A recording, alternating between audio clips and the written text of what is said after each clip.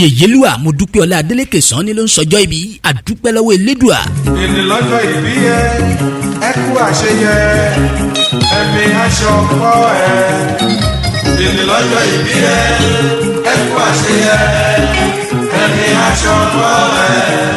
Bó bá wùn ẹ́ mọ́ kó jíire lóko lé, bó bá wù àfẹ́ ìbòjò kó jíire ní sàárẹ̀. Bọ́lọ́jọ́ ìbí tòní bá ti jíire àbùṣe ti bùṣe. Pẹ̀lú bí gbogbo àwọn afẹ́nifẹ́re ènìyàn jákèjádò àgbáyé ṣe ń sẹlẹ̀bírẹ̀tì màmá wa lọ́jọ́ ìbí Yèyélúà Modúpẹ́ọlá Adélékè Sanni màmá gómìnà. Lónìí ọjọ́ 22 oṣù kẹfà ọdún tá a wà yìí ti sọjọ́ ìbí wọn. Ìdí nìyí o tí Honorable Adéníran Felicia Adéníkẹ́ alága ìjọba ìbílẹ̀ Ayédáadé Gbàngán nípínlẹ̀ Ọ̀ṣun sì ń kí ọ lọ́jọ́ ìbí kú ayẹyẹ orí kádùn. Wọ́n ní happy birthday to you ma, long life and prosperity. Celebrate, we wish you happy birthday.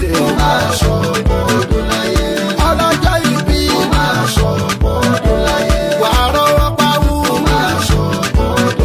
wàá fẹ́ni kíjọ́bí. Ẹ o màmá gómìnà Yèyélúà Modúpẹ́ọlá Adélékè Sanni màmá olóríire ẹni tó ń fẹ́ dáadáa fún gbogbo ènìyàn èèyàn ò ní mọ̀ yín kó kábàámọ̀ ẹlẹ́yinjú àánú nìyí àti kékeré àtàgbàlẹ̀ ń nawọ́ ìrànwọ́ sí ojú òní tìyín láéláé o. Honorable Adéníran Felicia Adéníkẹ́ alága ìjọba ìbílẹ̀ Ayédáadé Gbàngán nípínlẹ̀ Ọ̀ṣun wá gbàládùra fún yín pé pẹ́pẹ́pẹ́ báyìí lòun ń ṣe ilé arọ́ àtẹ̀pẹ́lẹsẹ̀ tẹ̀nà àtìbáyín jáwé àpẹ́ kẹ́ẹ̀pẹ́ láyé kọrin kéṣe o ojú yín ò ní rí bí ẹ ò ní gba lẹ́tà ìbànújẹ́ lórí ọmọ gbogbo igi tẹ́lẹ̀gbèrè bá fọwọ́ bà dídùn ní dùn o gbogbo àdáwọlé yín yóò máa yọrí sí rere ni àgbà ọ̀jẹ̀ ní nínú ẹgbẹ́ òṣèlú People's Democratic Party PDP nípínlẹ̀ Ọ̀ṣun àti jákèjádò àgbáyé bẹ́ẹ̀ ṣe wá ń kó wa jẹ́ yìí ọ̀já tẹ́ fi ń pọ̀ wá ò ní já o ayẹyẹ orí kádùn yín tọdún yìí kò wá ní já ṣe mọ́ ìgbà ọdún tẹ́ ẹ bá lò lókè pẹ̀ ọdún kan ló máa jẹ́ kẹ́ ẹ ṣe ọ̀pọ̀lọpọ̀ ọjọ́ ìbí nínú owó ọlá ọmọ àtàìkú tí ṣe bá lè ọ̀rọ̀ ó ti rí bẹ́ẹ̀ ó ti ṣe bẹ́ẹ̀ àmì Èdùmàrè ó wá yá báyìí màmá wa ọlọ́jọ́ ìbí Yèyélúà Modúpẹ́ọlá Adélékè Sanni màmá gómìnà ẹja kì í lórí kì í lé yín délédélé ẹ̀yin lẹ́dẹ̀mọ̀ pọ́ àrógun ọmọ ajísọ̀sọ̀ ọmọ ajífọjọ́ gbogbo dàbí egbin ẹ̀yin lọ́mọ àgbàlẹ̀ ọlọ́fà iná ọmọ àrùn gbàdúlàlú ọmọ àrùn gúgúrú wọlé ẹdẹ ọmọ àbòsá tìmì ẹdẹ mọ̀pọ̀ ní ìlú alápò tìẹ̀mí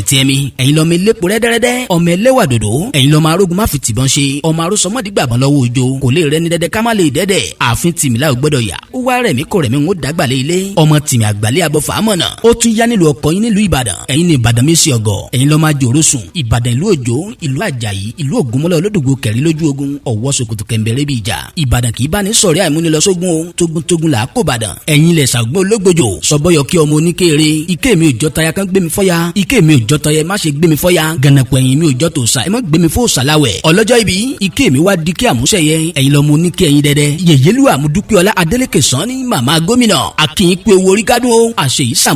àṣàmọ́dún sẹ̀mí ìgbà ọdún kan ni ẹni tó ń kí fún tọjọ́ ìbí ni Honorable Adéníran Felicia Adéníkẹ́ alága ìjọba ìbílẹ̀ Ayédáadé Gbàngán nípínlẹ̀ Ọ̀ṣun.